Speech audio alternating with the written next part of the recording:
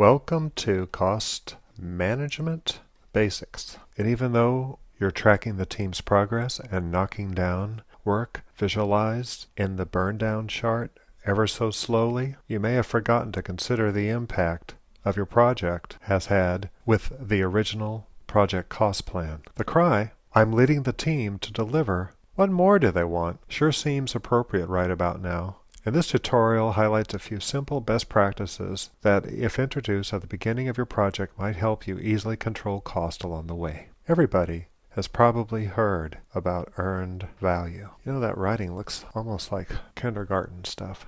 And has been exposed to cost and expense calculations that are used to evaluate if your project's on track. Needless to say, budgets and cost controls are key responsibilities for your role as project manager or scrum master. Some management only wants to see project progress communicated in terms of one simple thing: cost.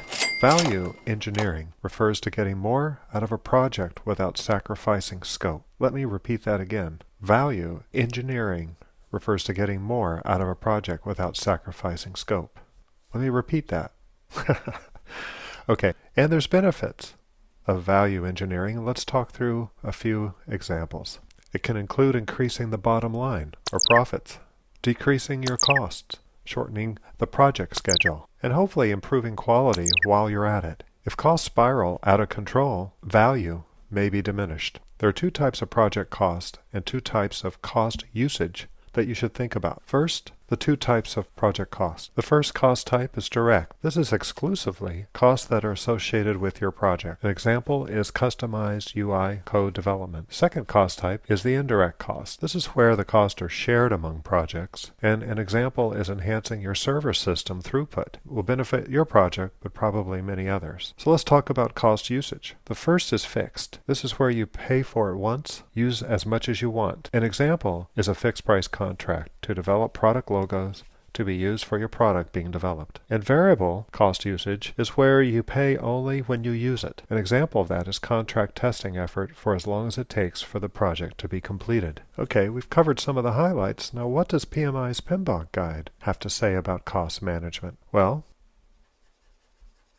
there is a project cost management knowledge area. I like referring to knowledge areas as KA. And in this knowledge area, there are three processes defined: the estimate cost and determine budget processes within the planning process group, and within monitoring and controlling, the infamous control cost. And we won't cover these details in this tutorial. Okay, that was fun. But these process definitions are far from easy to understand. They overlap and quite possibly require updates as the project unfolds. This is exactly in keeping with an agile project approach to iterative development. These processes include a huge assortment of inputs, outputs, tools, and techniques, which in my opinion, the most important one is the cost management plan.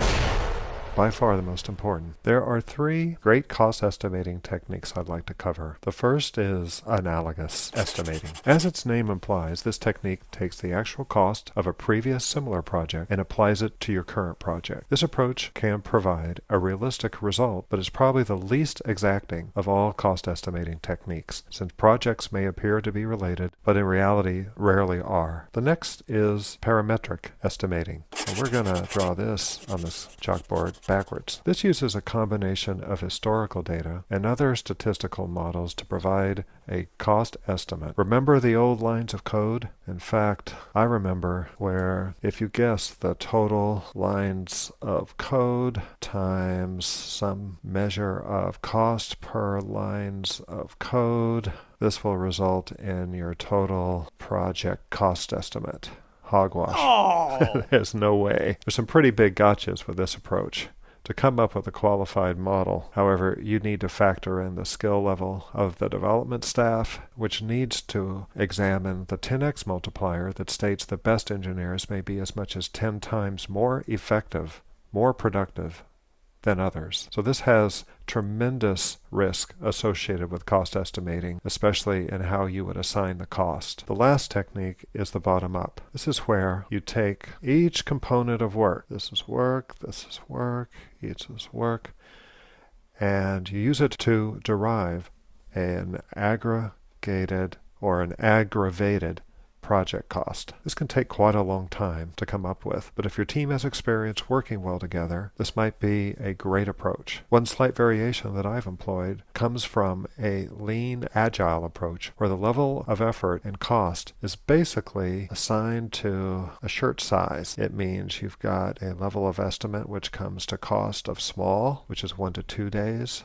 medium, which is about a week or two, large, which is about 2 weeks of work, and then you have extra large on top of that, which is well over a month of work. Using that technique and associating a rough estimate of dollar cost to your shirt size, basically the level of effort, is sometimes as good as any in terms of cost estimating, and it can be a great team building role play. It's a lot of fun. Controlling scope creep is by far the best way to control cost creep. And you can see that this is not a creek, it's actually creep.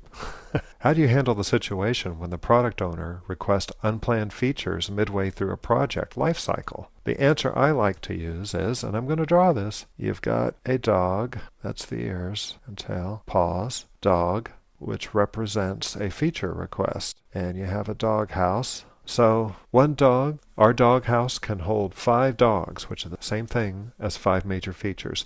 A new dog, which is this guy, is introduced halfway through the project. Well, if the dog goes in the house, another dog comes out of the house. Works every time, and it upsets the product owner every time. Another rule of thumb is if a project takes longer than expected to complete, hey, it happens. In order to control cost, your team must focus on the most critical feature development that matters most to the customer, and I mean customer with a capital C. If you need to release, even without all the features implemented, at least you prioritize completed the features that represent those must-have items that users expect. This represents the major features that the customer really wants, and this is an example of a feature that is less important. What do you think happens? I'll tell you what. The least important feature at the bottom doesn't get implemented. It's a great technique to control cost as well as satisfying the customer with where cost can impact, focusing on the most important features.